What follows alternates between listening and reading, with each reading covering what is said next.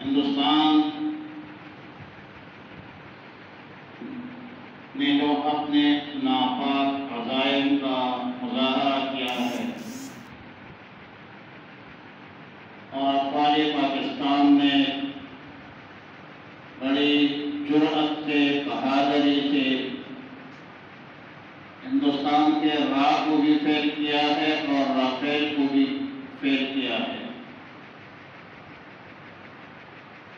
افواج پاکستان کے ساتھ ہم شانہ بشانہ کھڑے ہیں، قدم بقدم کھڑے ہیں۔